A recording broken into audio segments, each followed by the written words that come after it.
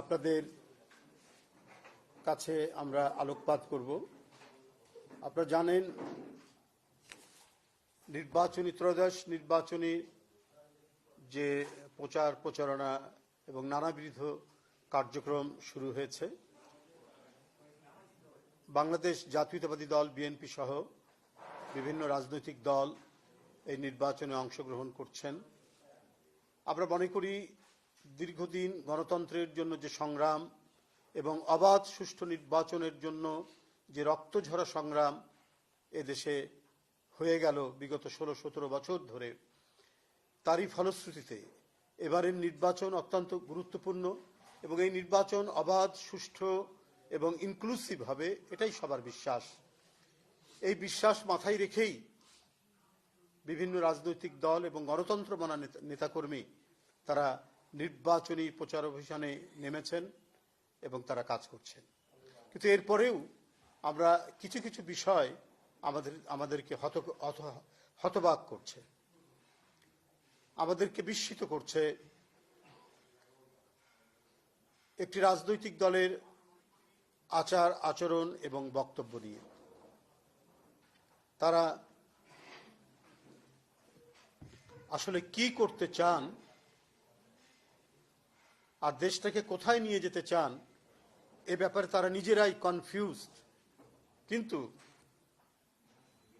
হয়তো তাদের নিজেদের ভিতরে কোনো গোপন পরিকল্পনা রয়েছে, কোনো মাস্টার প্ল্যান রয়েছে, যেটি তারা বাস্তবায়ন করার জন্যই ইচ্ছাকৃতভাবে কনফিউশন তৈরি করছেন, সংশয় তৈরি করছেন জনমনে।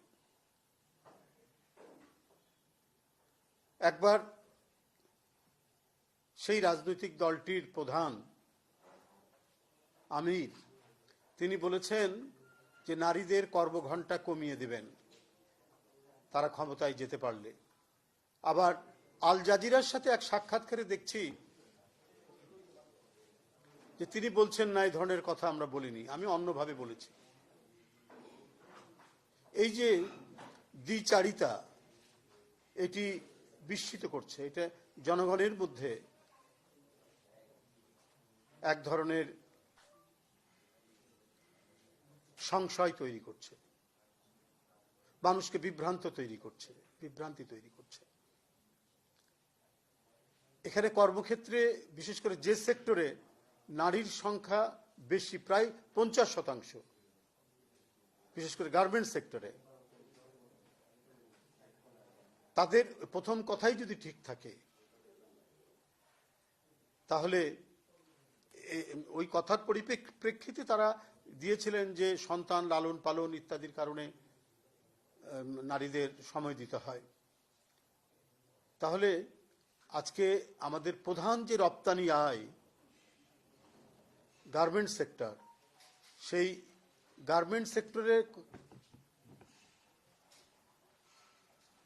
নারীরা নিয়োজিত রয়েছেন প্রায় 50%।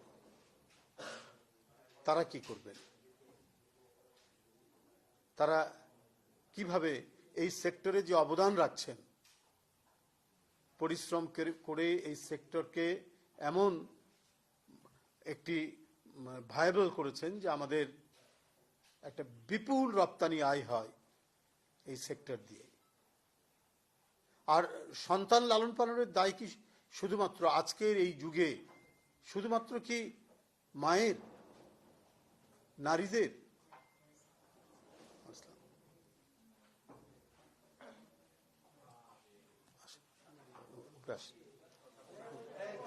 আসেন, উপরে আসেন, চেয়ার দাও,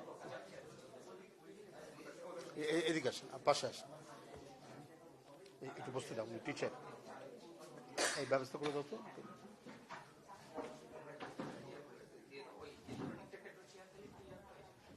এক সাইডে চলে যাও চেয়ারটা দিয়ে।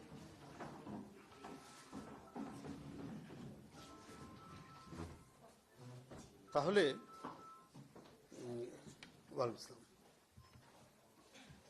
এই যে কথাটি আমি বলছি, তো সেই ক্ষেত্রে পুরুষ মানুষের দায়িত্ব, তারা শুধু বাহিরে কাজের মধ্যেই থাকবেন, আর নারীরা কাজ করতে আসলে কাজ যতটুকু কাজ করবেন এই কারণে তারা বলছেন কর্মঘণ্টা কমিয়ে দেবেন। আর কারণ তাদের সন্তান লালন পালন করতে হয়। সন্তান লালন পালনে কি পুরুষের কোনো দায়িত্ব নেই? পুরুষ কি সেই দায়িত্ব কিছু শেয়ার করতে পারে না? সভ্যতার এই যুগে সমাজ প্রগতি যখন এগিয়ে যাচ্ছে, তখন এই কথা বলে আপনারা এই সমাজটাকে কোথায় নিয়ে যেতে চান? কোন পর্যায়ে নিয়ে যেতে চান?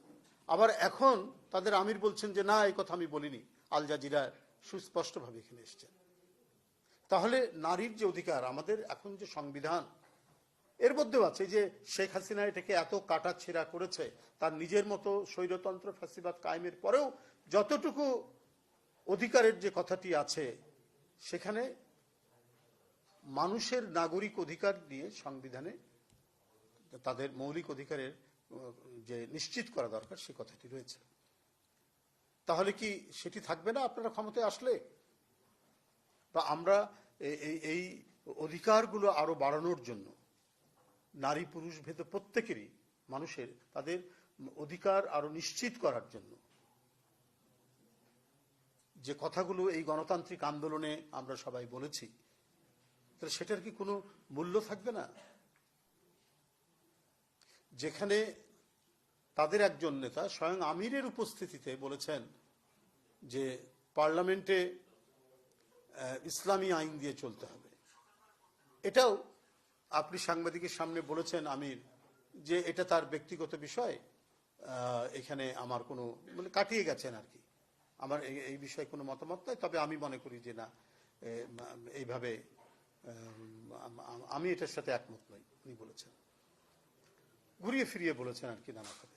কথাটা দাঁড়ায় এরকম যে আমি এই ব্যাপারে এখনো একমত নই। তো আপনার উপস্থিতিতে বলেছেন। তো এই যদি ঘটনা হয়, তাহলে আপনারা মানে রাজনীতি এবং সামনে নির্বাচনকে কেন্দ্র করে এখনো যে কথাগুলো বলছেন, সেখানে আপনারা নিজেরাই কোনো সুচিন্তিত একটি সিদ্ধান্তের কথা বলছেন না, বরং আপনারা আপনাদের পাতে ঝোল ঢালার জন্য যা কিছু করা দরকার সেই কাজগুলোই আপনারা করার চেষ্টা করছেন। এখানে সুস্পষ্টভাবে নারীর যে অধিকার নিশ্চিত করা, সেটাও কিন্তু ওই ইন্টারভিউতেও বেরিয়ে আসেনি। কারণ জামাতের কোনো নারী সেই সংগঠনের প্রধান হতে পারবেন না, এটা অবশ্য আমির খুব সুস্পষ্টভাবে বলেছেন। হয়তো সংসদ সদস্য হতে পারবেন, সবকিছু হতে পারবেন, কিন্তু প্রধান পদে যেতে পারবে না। অথচ বাংলাদেশের একটি রাজনৈতিক দল, বাংলাদেশ জাতীয়তাবাদী দল বিএনপি, তার প্রধান ছিলেন একজন নারী, 44 বছর, এবং যে মহিলাটি ছিলেন অত্যন্ত ধর্মপরায়ণ একজন নারী, যিনি তার বক্তব্যের এবং কাজকর্মের শুরুতেই আল্লাহর নাম ছাড়া তিনি কাজ শুরু করতেন না। এবং তার নেতৃত্ব আজকে সুবেদিত, সারা বাংলাদেশে সুপ্রতিষ্ঠিত ছিল, অত্যন্ত জনপ্রিয় ছিলেন সেই নেত্রী। তার নাম বেগম খালেদা জিয়া। তার নেতৃত্বে এদেশের জনগণ, কোটি কোটি জনগণ বিএনপিকে বারবার ক্ষমতায় নিয়ে এসেছে, সমর্থন জানিয়েছে। তাহলে আজকে আপনারা নারীদের নিয়ে, নারীদের সম্পর্কে, তাদেরকে দিয়ে আপনারা ভোট চাওয়াচ্ছেন এবং তাদের কাছ থেকে ভোট চাচ্ছেন, আপনাদের নিজেদের মধ্যেই গলদ রয়েছে। আপনারা যদি কোনোভাবেই আপনাদের হাতে যদি ক্ষমতা আসে, এদেশে সবচাইতে বেশি বিপন্ন হবে নারীরা, তার কিছু প্রমাণ রয়েছে। কারণ আপনারা তাদের পরিপূর্ণ বিকাশ আপনারা চান না। তারা একটি রাজনৈতিক দলের নেতৃত্ব দিক, এটা আপনারা চান না। তারা একটি রাষ্ট্রের নেতৃত্ব দিক, এটা আপনারা চান না। এখন ভোট পাওয়ার জন্য আপনারা নানা ধরনের বিভ্রান্তি তৈরি করছেন এবং আপনাদেরই এক একজনের মুখ থেকে এক এক ধরনের কথা বেরিয়ে আসছে। আর প্রতিপক্ষকে ঘায়েল করার জন্য এহেন শব্দ, বাজে শব্দ নেই, ইতর শ্রেণীর শব্দ নেই, যেটা আপনারা ব্যবহার করছেন না। আপনাদেরকে শুধুমাত্র একটি উদাহরণ আমি এখনই দিচ্ছি। একজন ভদ্রমহিলা, তিনি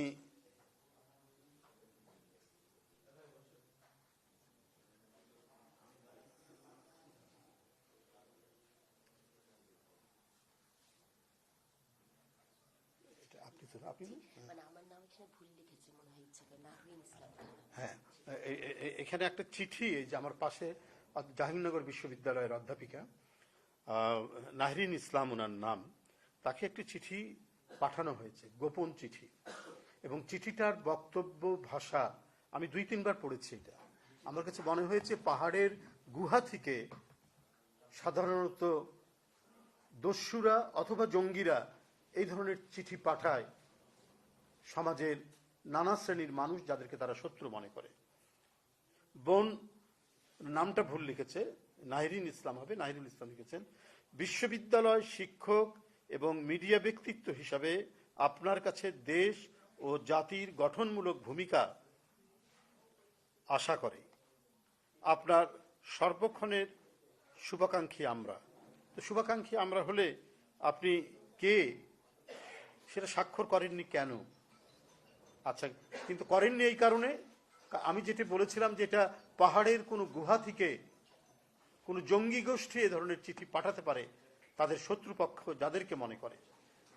সেটার পরবর্তীতে সে কথাটি আছে, দয়া করে কোনো ধর্ম এবং দল নিয়ে জনগণের মাঝে বিভ্রান্তি ছড়াবেন না, অন্যথায় এর দায় আপনাকে নিতে হবে। এবার সরাসরি স্ট্রেট হুমকি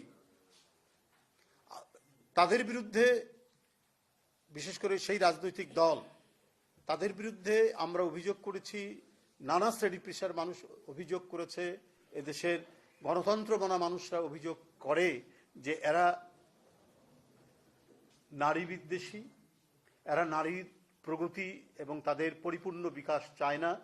এই যে লং স্ট্যান্ডিং ক্রিটিসিজম তাদের বিরুদ্ধে দেশের জনগণের পক্ষ থেকে যেটা আছে, এই চিঠিটার মাধ্যমে, এই যে আমার বাম পাশে বসে রয়েছেন অত্যন্ত শ্রদ্ধেয় একজন শিক্ষিকা, উনি কোন রাজনৈতিক দল করেন সেটা বড় বিষয় নয়, কিন্তু উনি একজন গণতন্ত্র মানা মানুষ। উনার ফ্যাসিবাদ বিরোধী যে সংগ্রাম, সেই সংগ্রামে আমি জানি জাহাঙ্গীরনগর বিশ্ববিদ্যালয়ের এক গৌরবোজ্জ্বল এবং বিরচিত ভূমিকা ছিল তার। অসাধারণ সাহস নিয়ে ওই সময়, তখনও তো হাসিনার পতন হয়নি, সেই সময় কথা বলা একজন মানুষ নাহরিন ইসলাম, অধ্যাপিকা নাহরিন ইসলাম, তাকে এই চিঠিটা পাঠানো হচ্ছে, যে চিঠিটা সাধারণত দস্যুরা দেয় ডাকাতি করার আগে, যে চিঠিটা জঙ্গি গোষ্ঠী দেয় তার প্রতিপক্ষকে হুমকি দেওয়ার জন্য। সেই চিঠিটাই পাঠানো হয়েছে। শুধু তাই নয় বন্ধুরা আমার, এখানে আমার পাশে বসে আছেন, রাজশাহী থেকে এসছেন, নির্যাতিত জামাত শিবিরের দ্বারা আমাদের এক বোন। আমার পাশে বসে আছে খাদিজাতুল কোবরা, সে এই বট বাহিনী এদের দ্বারা কিভাবে নিপীড়িত হয়েছে, সে শুধুমাত্র একটি ছাত্র সংগঠনকে সাথে ছাত্র সমর্থন করে, জড়িত, শুধু এইটার কারণে যে একটি ছাত্র, আমরাও ছাত্র রাজনীতি করেছি, আমাদের পরিচয় তো ছাত্র রাজনীতি থেকে। আমরা জীবনে কোনোদিন মানে প্রতিপক্ষের বিরুদ্ধে যে একটা বাজে কথা বলতে হয়, অশ্লীল কথা বলতে হয়, এটা শিখিনি। আমাদের শিক্ষকরাও শেখায়নি, আমাদের পারিবারিক শিক্ষাও হচ্ছে তাই। তোমাকে যে যাই বলুক, তুমি কখনো মাত্রার বাইরে গিয়ে কথা বলবে না। কিন্তু তাদেরকে কি শেখানো হচ্ছে? এটা কি ইসলাম? ইসলাম তো সবচেয়ে সিভিলাইজড একটা ধর্ম। এখানে বেইনসাফির বিরুদ্ধে কথা বলা হয়েছে, এখানে অশ্লীলতার বিরুদ্ধে কথা বলা হয়েছে, এখানে মানে সমস্ত ধরনের অসুন্দর অকল্যাণের বিরুদ্ধে এই মহান ধর্ম ইসলামে কথা বলা হয়েছে। আর সেই ধর্মের নাম ভাঙিয়ে রাজনীতি করতে গিয়ে যে অশ্লীল গালিগালাজ করা হয়েছে আমাদের বোনদেরকে, এবং তারা যে সবাই বিএনপির সাথে জড়িত তা নয়, তারা সাধারণ ছাত্রী, হয়তো বিএনপিকে, ছাত্রদলকে অথবা ধানের শীষকে সমর্থন করে। এই কারণে একটা তৈরি হয়েছে কি বট বাহিনী, আর আরেকটা হচ্ছে মবার। এরা সমাজকে এক ভয়ঙ্কর অধঃপতনের দিকে নিয়ে যাচ্ছে। আমি এ প্রসঙ্গে কিছু কথা বলার জন্য আমি আমাদের শ্রদ্ধেয় শিক্ষক নওরুল ইসলাম আপাকে, অধ্যাপিকা নওরুল ইসলামকে আমি অনুরোধ করছি। Thank you so much. আসসালামু আলাইকুম সবাইকে। আসলে আজকে যে বিষয়টা রিজভী ভাই তুললেন, আমি গতকাল এই চিঠিটা পেয়েছি আমার বাসায়। সাদা গাড়িতে করে কয়েকজন ছেলে এসে আমার দারোয়ানের কাছে এই চিঠিটা দিয়ে গেছে। আমি রাতে এসে চিঠিটা দেখলাম এবং আমি থানায় একটি জিডি করেছি। আসলে প্রেক্ষাপটটা তো অন্যরকম। আমাদেরকে বুঝতে হবে একটি পার্টিকুলার রাজনৈতিক দল যারা বলেন নারীকে ঘরের ভিতর থাকলে সম্মানিত করা হবে, নারী 8 ঘন্টার জায়গায় 5 ঘন্টা কাজ করবে, আমাদের এখন সময় এসেছে এটা বোঝার যে এটি আসলে বিশাল একটি ফ্রেমওয়ার্কের অংশ, যেখানে তারা চায় যে নারীরা একটি আলাদা স্পিসিস হিসেবে বেঁচে থাকবে, কখনোই মেইন স্ট্রিমে আসতে পারবে না। সেই জায়গা থেকেই এই ঘটনা আমার প্রতি আজকেই প্রথম নয়। যখন জাকসু ইলেকশনে আমি প্রতিবাদ করেছিলাম, এর পরবর্তীতেও তারা করেছেন এগুলো। এবং যে বট বাহিনীর কথা রিজভী ভাই বললেন, যে পরিমাণ স্লাট শেমিং আমাদেরকে করা হয় সেটি আসলে মুখে প্রকাশ করার মতো নয়। গত 1.5 বছরে নারীর যে অবস্থা হয়েছে, বা সোশ্যাল মিডিয়াতে নারীকে যেভাবে এখানে কোবরা আছে, আমরা খুব ভালো করেই জানি। তারা যে নারী বিরোধী তা আমি বলবো না, তারা সেই নারীদের বিরোধী যারা একটি ন্যারেটিভ তৈরি করতে পারে। তারা নারীকে ব্যবহার করে তাদের ভোট চাওয়ার জন্য, জান্নাতের টিকিট বিক্রি করার জন্য, কিন্তু তারা নারীকে কখনোই এমন একটা জায়গায় আনবে না যেখানে নারী ফ্যামিলি কার্ডের অধিকারী হতে পারে। আমি সবসময় বিশ্বাস করি যে বাংলাদেশের রাজনীতিতে এমন একটি অভ্যস্ততা দরকার যেখানে নারী নেতৃত্ব কিন্তু একটি অভ্যস্ততার ব্যাপার। নারীর মতামতকে গ্রহণ করার জন্য মানসিকতা থাকতে হবে, সেটি জাতীয়তাবাদী দলের আছে, কারণ এই দলটি গত 40 বছর নারী নেতৃত্বের মধ্যে দিয়েছিল। কিন্তু আর একটি রাজনৈতিক দলকেও আপনারা দেখাতে পারবেন না যারা নারীর বয়ানকে সহ্য করতে পারে। আমি মনে করি গত পরশুদিন একটি অনুষ্ঠান হয়েছিল জাগো ফাউন্ডেশনে, সেখানে আমি বিএনপির প্রতিনিধি হিসেবে 51 জাগরণে কথা বলেছি। আমার কেন যেন মনে হচ্ছে যে সেখানে অনেক তিক্ত বিষয় এসেছিল, যেখানে নারীর ক্ষমতায়ন নিয়ে আমরা জোর গলায় কথা বলেছি। হতে পারে এটি সেটিরই একটি প্রতিফলন। আমি বিশ্বাস করি জামাতের আমিরের যে বক্তব্য, যে ইন্টারভিউটি উনি আল জাজিরাতে দিয়েছে, এটি একটি তার কন্টিনিউশন। এটি এইভাবে করে একটি দল যখন বাংলাদেশের মতো গণতান্ত্রিক একটি দেশে প্রকাশ্যে বলে যে তার দলে কোনোদিন নারী ক্ষমতার চূড়ান্ত শিখরে যেতে পারবে না, এটি আমাদের জন্য সবচেয়ে গুরুত্বপূর্ণ মুহূর্ত। বাংলাদেশে আর 10 দিন পর ইলেকশন, আমাদেরকে মাথায় রাখতে হবে নারীরা তাদেরকে ভোট দিবেন। তারা অনেক ধরনের লুক্রেটিভ বিষয় আমাদের সামনে আনছেন, নারীদের কর্মক্ষেত্র কর্মসময় কমিয়ে আনার কথা। আমি আশা করব বাংলাদেশের সচেতন নারীরা যাতে এই প্রলোভনে পা না দেয়, তারা যাতে চিন্তা করে যে নারী কোথায় নিরাপদ। আমরা নারীরা এই মুহূর্তে নিরাপদ নই। আমি একটি নিরাপত্তার শঙ্কায় ভুগছি। তবে আমি এটাও সাথে সাথে বিশ্বাস করি যে এই ধরনের চিঠি পাঠিয়ে, হুমকি দিয়ে আমার মতো নারী বা যারা আছেন, যারা আমার আশেপাশে বসে আছেন, অথবা গার্মেন্টসে যে মেয়েটি কাজ করেন, তাদেরকে থামিয়ে রাখা সম্ভব না। সো আমরা কখনোই থেমে থাকবো না, এবং আমাদেরকে যত আপনারা এরকম করবেন, আমাদের বয়স 1 থেকে দ্বিগুণ, 100, 150, 1000, লক্ষ, কোটি হবে। আমরা সেই জায়গাতেই আছি। ধন্যবাদ। অনেক ধন্যবাদ নরিন আপা।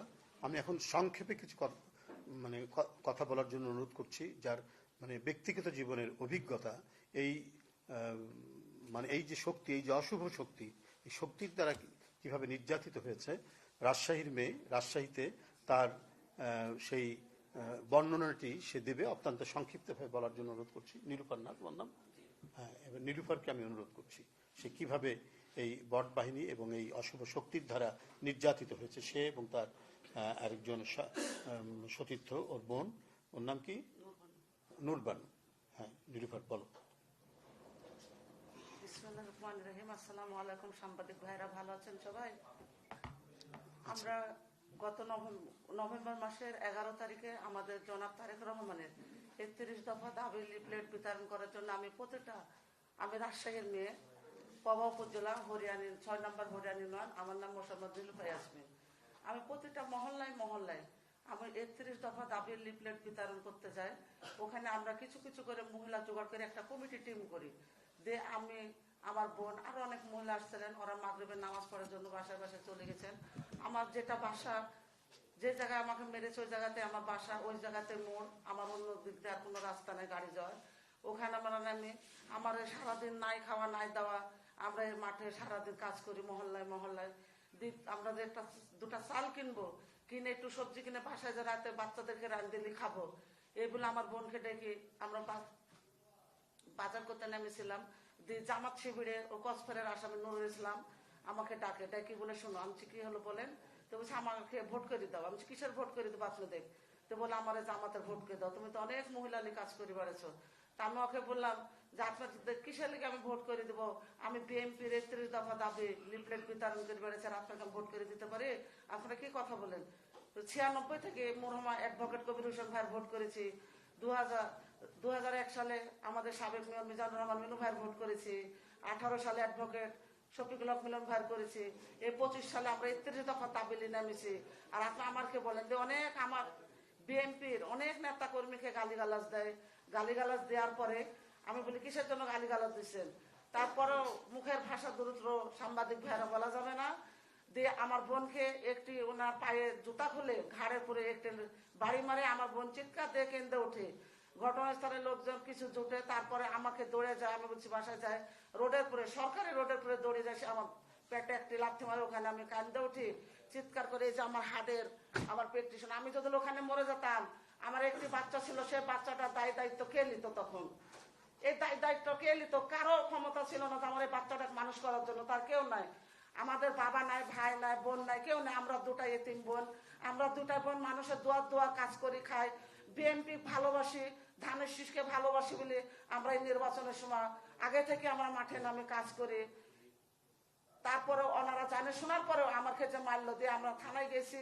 কাঠাখালী থানায় যে একটি মামলা করেছি, মামলার কাগজপাতি দেখার পরেও আমরা 13 তারিখে রাজশাহী একটি সম্মেলন করেছি।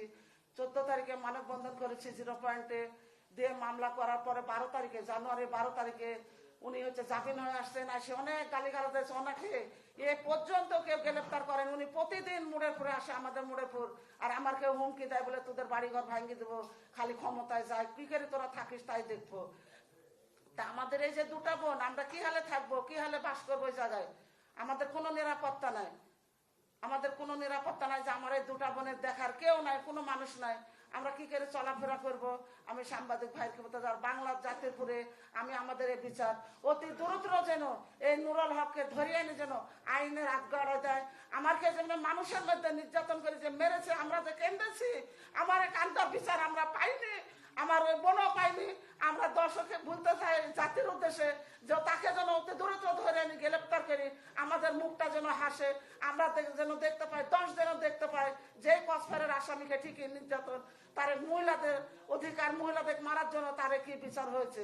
তো মা বোনেরা, বাংলার মা বোনেরকে আমি বলতে চাই, তারা ক্ষমতায় না যেতে আমাদের যে ভাবে মারধর এখনই নির্যাতন করছে রাস্তাঘাটে, তাহলে তাদের ক্ষমতায় গেলে বাংলার মা বোনদের বাড়ানির কোনো নিরাপত্তা পাবে না, কোনো তাদের নিরাপত্তা নাই। রাস্তায় বাড়াবে, তাদের কোনো নিরাপত্তা দেওয়া যাবে না।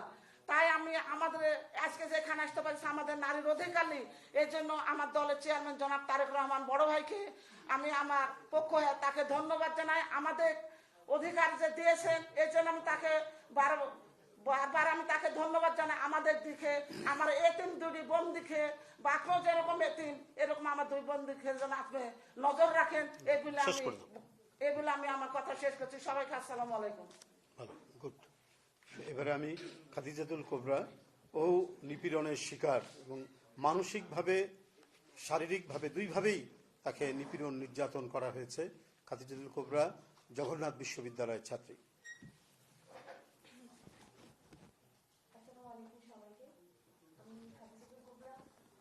বর্তমানে জগন্নাথ বিশ্ববিদ্যালয় ছাত্র দলের যুব আহ্বায়ক হিসেবে আছি।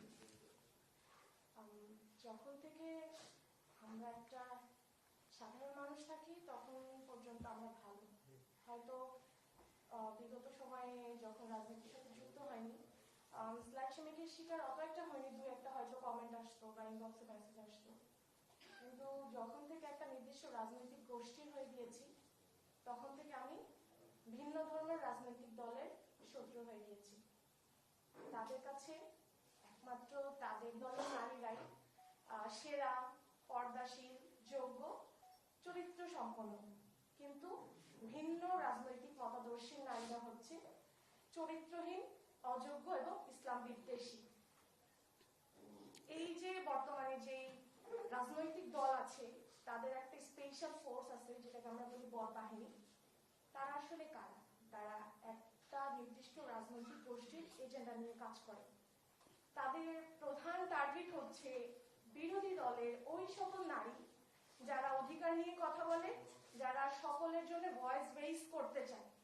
তাদেরকে তারা চরিত্রহীন, অযোগ্য এবং ইসলাম বিরোধী ট্যাগ দেয় যাতে সেই নারীগুলো ঘরে বসে পড়ে। এই যে কাজগুলো করে তারা নারীদেরকে মানসিকভাবে অসহায় এবং হেনস্থা করার জন্য করে।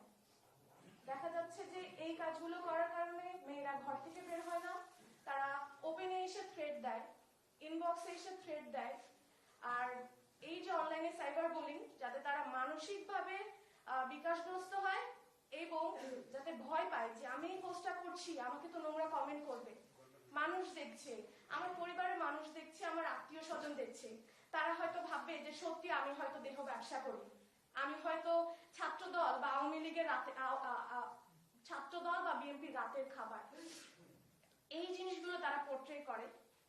আপনারা, আমি গত সময়টাতে এই গত 2 মাসে এত পরিমাণে অনলাইনে স্ল্যাট শেমিং এবং বুলিং এর শিকার হয়েছি, আমি প্রত্যেকটা জিনিসের স্ক্রিনশট আপনাকে দেখাতে পারবো।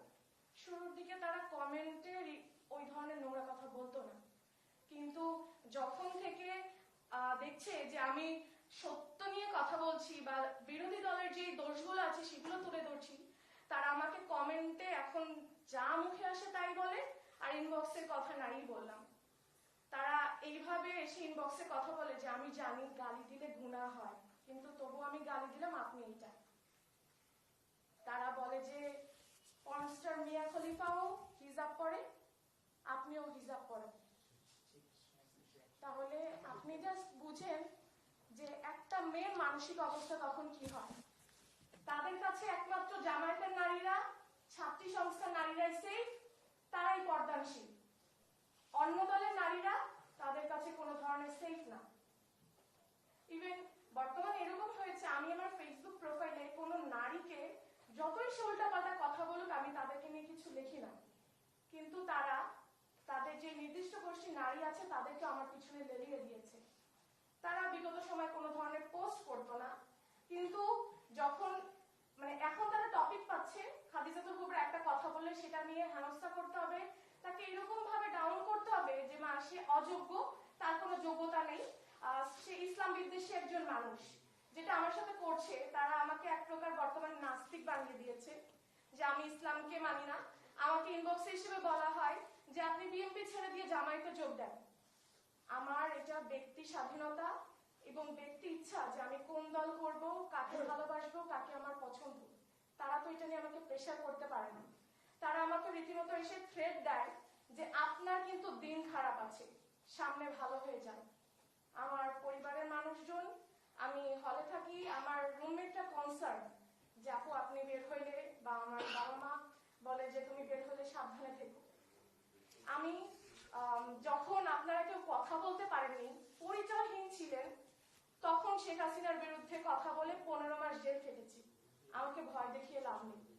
আমি অন্যায়ের বিরুদ্ধে কথা বলতে জানি, প্রতিপক্ষের যে ভুল সেই জিনিসগুলো আমি ধরতে জানি। হলেও দেখা গিয়েছে আমরা বিগত সময় এই যে জোশু ইলেকশনটা করলাম, সেখানে ছাত্রী সংস্থা অনেক মেয়েরা লুকিয়ে লুকিয়ে ছবি তুলে, হয়তো আমাদের রুমে যে ছবি তুলে, নয়তো আমরা প্রচার প্রচারণা করতে গেলে সেই জিনিসগুলোর ছবি তুলে তারা রেখে তারা নিজেদের মতো সেই ছবিগুলো ফেসবুকে বিভিন্ন মিডিয়াতে প্রকাশ করে। প্রশ্ন হচ্ছে আপনারাও তো পর্দা করেন, তাহলে হলের মধ্যে মেয়েরা অবশ্যই গুছিয়ে থাকে না, সেই ছবিগুলো আপনারা কিভাবে পাবলিশ করেন? এই জিনিসগুলোর কোনো ধরনের সুরা তাদের কাছে নেই। ছাত্র দলের মেয়েরা খারাপ মেনে নিলাম, বিএনপির মেয়েরা খারাপ, আপনারা তো ভালো, তাহলে আপনারা কিভাবে পর্দাহীন একজন নারীর ছবি আপনারা এইভাবে প্রকাশ করেন? সবকিছুর প্রমাণ আছে, আপনাদের যদি এরকম কোনো প্রমাণ লাগে অবশ্যই দেখতে পারেন, কোনো সমস্যা নেই। আমি বিগত জেল থেকে আসার পরে আমি সবার কাছে বারবার অনুরোধ করেছি যে আমার চেহারা দেখা যায় এইরকম ছবি আপনারা কোথাও আপলোড করিয়েন না, কারণ মানুষের পাস্ট থাকতেই পারে, কিন্তু মানুষ পরিবর্তনশীল। তো যে যেই সব কিছু মিডিয়া আছে যারা তাদের এই যে ভিউ ব্যবসা বাড়ানোর জন্য তারা আমার আগে সাজগোজের বা রং চঙা যে ছবিগুলো আছে সেগুলো নিয়ে ভিডিও করে পোস্ট করে, সেটা হচ্ছে আমার পক্ষে হোক বা বিপক্ষে। গতদিনও একটা পেজ থেকে আমাকে নিয়ে একটা পোস্ট করা হয় যেখানে আমার আগের চেহারার ছবি দেখা যাচ্ছে। আমি তাকে বারবার ইনবক্সে যেয়ে বললাম, আপনি আমার বিরুদ্ধে কথা বলেন, আমার কোনো সমস্যা নেই, কিন্তু আপনি আমার চেহারা দেখা যায় এই ছবিটা সরিয়ে দেন। সে তার ফেসবুক পোস্টে এটা করলো যে মানে এইরকম একটা পোস্ট করেছে যে খাদিজাতুল কুবরা পর্দা করে, সে তার কাজিনদেরকেও তার চেহারা দেখে না, সেভাবে মেনটেন করে। তারপর আমরা দুঃখিত, কিন্তু সে এখনো সেই ছবিটি ডিলিট করেনি। তাহলে নারীরা সেফ কোথায়? তো সবকিছু মিলিয়ে একটা কথাই বলতে চাই যে এই ডিজিটাল নিরাপত্তা আইন, যে আইনের কারণে আপনাদের বাক স্বাধীনতা হারিয়েছেন, সেটার জন্য আমি 15 মাস জেল খেটেছি, অনেক আন্দোলন করেছি, অবশেষে ডিজিটাল নিরাপত্তা আইন বাতিলে সফল হয়েছি। আর যার ফলস্বরূপ পাচ্ছি তার সেমে যা ইচ্ছা তাই। ইতিহাস সাক্ষী, যখনই ধর্মকে বা ইসলামকে রাজনীতিতে ব্যবহার করা হয়েছে, নারীরা সবচেয়ে বেশি পিছিয়ে ছিল। আজকে আমরা গণভোটের পক্ষে হ্যাঁ বলে চিল্লাচ্ছি, তারেক রহমান কেন গণভোটের পক্ষে কথা বলছে না সেটা বলে চিৎকার করছি, কিন্তু আমরা গণভোটের আইনগুলো মানছি না। 5% নারী দেওয়ার কথা আমরা একজনও দিইনি, অথচ আমাদের কর্মীরা হচ্ছে সবচেয়ে বেশি নারী। তো আমি নারীদেরকে নিয়ে সবচেয়ে বেশি কনসার্ন যে কেন তারা নিজেদের অধিকার আদায় করতে জানে না, কেন তারা নিজেদের অধিকার নিয়ে কনসার্ন না। আমি মানছি নারীরা প্রধানমন্ত্রী হতে পারবে না, বা কোনো দলের বা কোনো সংগঠনের প্রধান হতে পারবে না, কিন্তু বাকিগুলো তো হতে পারবে। আপনারা সেগুলো দিতেন। সংসদে তো নারী যেতে পারতো, সে তো আর প্রধানমন্ত্রী হতো না। আপনারা অবশ্যই এই জিনিসগুলো নিয়ে কথা বলবেন এবং সরকারের কাছে অনুরোধ থাকবে এই যে স্ল্যাট শেমিং বা ফেক আইডি গুলো কিভাবে ভেরিফাই করে মেয়েদের জন্য একটি সুন্দর নিরাপদ জায়গা তৈরি করা যায়, সেই ব্যাপারে আপনারা সাহায্য করবেন। ধন্যবাদ। আসসালামু আলাইকুম। ধন্যবাদ খাদিজা। খাদিজা ঠিকই বলেছে, আপনারা দলের প্রধান এই মুহূর্তে না বানান। দলের প্রধান তো এই মুহূর্তে কি, আপনারা কোনো মুহূর্তেই বানাবেন না। তো 2-1জনকে তো এমপি বানাতে পারতেন, সেখানেও তো কাউকে কোনো নমিনেশন দেননি। তো যাই হোক, আপনারা মূল ঘটনা শুনেছেন এবং এখানে যারা বসে আছে এই লাইনে প্রত্যেকেই তাদের মানে আক্রমণের কি বলে ডিজিটাল আক্রমণের শিকার, এবং এমনভাবে ব্যক্তিগতভাবে তাদেরকে আক্রমণ করা, অশ্লীলভাবে আক্রমণ করেছে বিভিন্ন পোস্ট দিয়ে, কি বলে ওটাকে সাইবার বুলিং না, সাইবার বুলিং এর মাধ্যমে, যে এটা মানে সবাই সহ্য করা খুব মুশকিল। তবুও বলবো যে ওই সেই বিখ্যাত মনীষী শেখ সাদির একটি কথা, সেটা হলো যে যদি কুকুর আপনাকে কামড় দেয় তো আপনি নিশ্চয়ই কুকুরকে কামড় দেবেন না। আমরা সেই নীতি নিয়েই চলবো। মানুষ এবং মানবাত্মার উদ্বোধন আমরা ঘটাবো, মনুষ্যত্বের উদ্বোধন আমরা ঘটাবো। আমরা যারা গণতন্ত্রে বিশ্বাস করি, আমরা যারা জাতীয়তাবাদী বিশ্বাস করি, আমরা নারীর পরিপূর্ণ মুক্তির যে দিশারি হয়ে যারা ছিলেন বেগম রোকেয়া এবং দেশনেত্রী বেগম খালেদা জিয়া, যিনি ইন্টারমিডিয়েট পর্যন্ত মেয়েদের বেতন মৌকুব করেছিলেন এবং যার সর্বশেষ নির্বাচনী অঙ্গীকার ছিল এরপরে তিনি ক্ষমতায় আসলে তিনি বিএ পর্যন্ত মৌকুব করবেন বেতন। কলেজ স্কুলের বেতন তো করেছেনই, কলেজের বেতন মৌকুব করবেন। এরাই হচ্ছে নারী জাগরণের অগ্রদূত। ইনারাই এদেশের নারীদেরকে মানে অন্ধকার থেকে আলোর পথে নিয়ে এসছে। আপনারা যারা এখানে বসে আছেন বা আমাদের সাথে যারা এখানে রয়েছেন, সবাই কোনো না কোনোভাবে এই অন্ধ শক্তির আক্রমণের শিকার হয়েছেন, সে মানসিকভাবে হোক বা শারীরিকভাবে হোক। আমি আপনাদেরকে একটা জিনিস বলে রাখি, সেটা হলো এই ধরনের বৈশিষ্ট্যগুলো ছিল মধ্যযুগে ইউরোপে, এবং তারা একজন নারীর বিরুদ্ধে কলঙ্ক লেপন করে তার মধ্যে ডাইনি ভর করেছে বলে তাদেরকে পুড়িয়ে মারতো। এটাকে বলা হতো ডাইনি শিকার বা উইচ হান্টিং। এই উইচ হান্টিং এর যুগ অতিক্রম করে তারপরে এসেছে আধুনিকতার যুগ, তারপরে এসেছে মানবতার যুগ, তারপরে এসেছে মানব সভ্যতার একটা নতুন যুগ, যেখানে নারী পুরুষ সমান অধিকার ভোগ করে এবং সেটাই করার কথা। এখানে কেউ কম বেশি হওয়ার কোনো সুযোগ নেই। এবং আমাদের যে ধর্ম ইসলাম, সেখানে পরিপূর্ণভাবে নারীর স্বাধীনতা কথা নিশ্চিতভাবে বলেছেন। তাই একজন ধর্মপ্রাণ মেয়ে, দেখুন খাদিজা, তার অবয়ব কি, একজন পরিপূর্ণ একটা মানে ইসলামী যে পোশাক সেটা পরে আছে, কিন্তু সে গণতন্ত্রে বিশ্বাসী, সে নারীর জাগরণে বিশ্বাসী, নারী মুক্তিতে বিশ্বাসী, নারীর অধিকারে বিশ্বাসী। তো আমাদের যে কেউ যার পছন্দ মতো পোশাক পরব, কিন্তু রাষ্ট্র কখনো বলে দিবে না। হ্যাঁ, সেটা অবশ্যই শ্লীলতার একটা ঘেরাটপ থাকবে, শ্লীলতার একটা জায়গা থাকবে, কিন্তু কে কিরকম পোশাক পরবে না পরবে সেটা রাষ্ট্র কখনো নির্ধারণ করে দিবে না। আমরা সেই অগ্রগতির দিকে, সেই মানব সভ্যতার আজকের যে এগিয়ে আসা, সেই পক্ষেই আমরা থাকব। সেই পক্ষেই আমি মনে করি যে জাতীয়তাবাদী শক্তি থেকেছে, জিয়াউর রহমান থেকেছেন, শহীদ জিয়া, দেশনেত্রী বেগম খালেদা জিয়া, এবং আজকে যিনি এই দেশ এবং জাতির, আমার স্বাধীনতা, সার্বভৌমত্ব এবং গণতন্ত্রের যে পতাকা যিনি বহন করছেন, তারেক রহমান, তিনি এই মন্ত্রেই এবং এই নীতিতেই বিশ্বাস করেন। আমরা সেই পথেই এগিয়ে যাব। আমরা সবাইকে ধৈর্য ধারণ করতে বলবো এবং এই ধরনের অশ্লীলতার বিরুদ্ধে, এই ধরনের মানসিক পীড়নের বিরুদ্ধে, এই সমস্ত নির্যাতনের বিরুদ্ধে, এই জঙ্গিবাদের আলামতের এই প্রকরণের বিরুদ্ধে আমরা সবাই একসাথে দাঁড়াবো। আমরা ছেলেরা হোক, মেয়েরা হোক, সব একসাথে দাঁড়িয়ে এই দেশকে আমরা সভ্যতার আলোকবর্তিকা হিসেবে গড়ে তুলব। এটাই হবে আমাদের প্রত্যয়। আপনাদের সকলকে ধন্যবাদ।